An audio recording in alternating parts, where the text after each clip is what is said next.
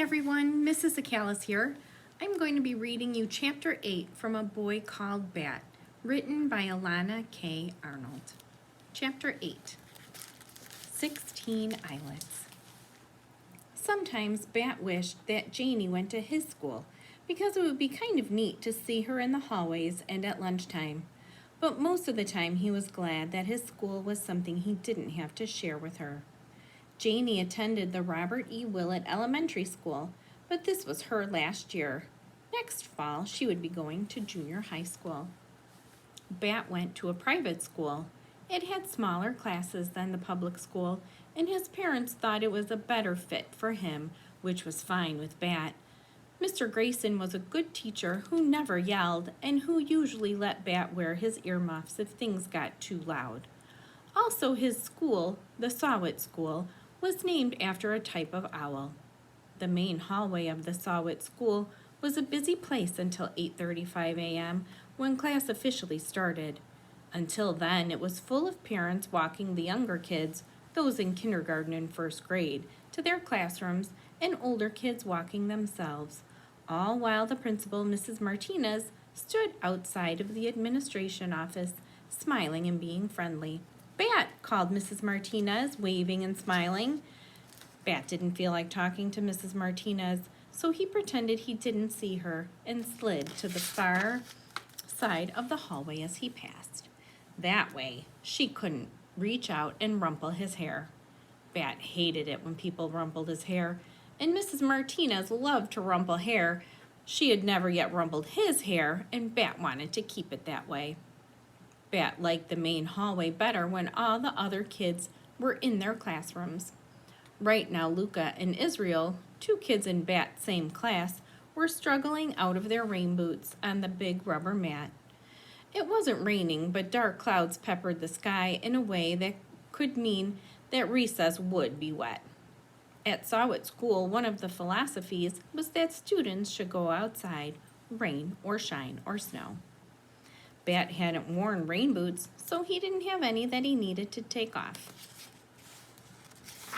He didn't carry an umbrella either because the Sawit School didn't allow them in the hallways or classrooms, which Bat agreed was a wise decision. He skirted around a kindergartner whose mother was kneeling in front of him, holding a tissue to his nose. "Blow," she said, and he dodged between a couple of big kids, sixth graders, who were tossing a small red rubber ball back and forth. "Balls are supposed to be kept outside," Bat told the slightly smaller of the two big kids, a boy he recognized by the red glasses he wore. "Not this ball," said the boy. "This is a special ball." Then he threw the ball over Bat's head to the other kid, a very tall girl who caught it expertly with one hand and laughed. "It looks like a regular ball," Bat said. "It's not a regular ball," said the boy with the red glasses. Bat had a weird feeling in his stomach, like the boy was tricking him. He didn't know what to say. Just then, Luca and Israel came by without their rain boots. "Hi, Bat," Israel said. "Do you think it'll rain?" "Maybe," said Bat. "Well, eventually, yes, but today, maybe." Relieved, Bat watched the two big kids move away toward their classroom, still tossing the ball. "What do you think was special about that ball?" he asked Israel. "Nothing," Israel said. Then Miss Kiko came out of the kindergarten room and rang her handbell. It made a gentle tinkling sound, way better than the harsh, painful scream of Janie's electric school bell system, which Bat had heard last year during a school play he'd gone to watch. To class, it's time for another day," Miss Kiko had a beautiful voice, which was probably why it was her job to announce the start of school. Bat followed Luca and Israel into Mr. Grayson's third grade classroom. "I brought you sandwiches for lunch today," Luca was telling Israel, "in case you want to trade cookies for one." "Why would I want to do that?" Israel answered. "I brought my own sandwich." Bat knew why Luca would think Israel wanted to trade. Yesterday, he had heard Luca tell Israel that she didn't really like her cream cheese sandwiches, and Israel had replied that he didn't like the turkey one his mom always made. "I would trade anything for a cream cheese sandwich," he had said. He listened to see if Luca would remind Israel of what he had said, but she didn't.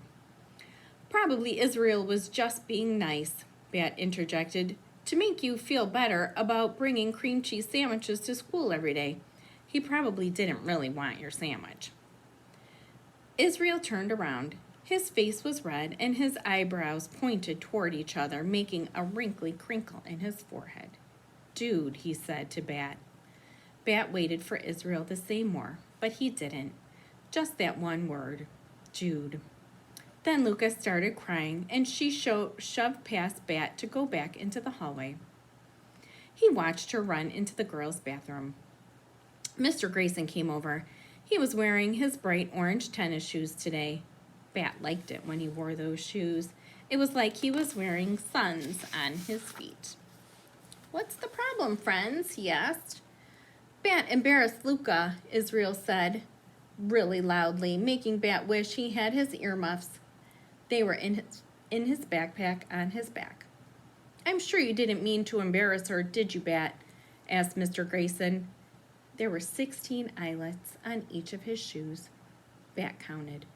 8 on the left side, 8 on the right side. That made 32 eyelets. "Bat, can you look up at my face?" Mr. Grayson asked. Bat shook his head. 32 eyelets. His own shoes had half as many. 16 eyelets, 4 on each side of each shoe. Mr. Grayson sighed. "Okay, Bat, go sit at your table." Bat wondered if anyone in the class had more eyelets in their shoes than Mr. Grayson. He kept his eyes on his shoes as he walked through the classroom.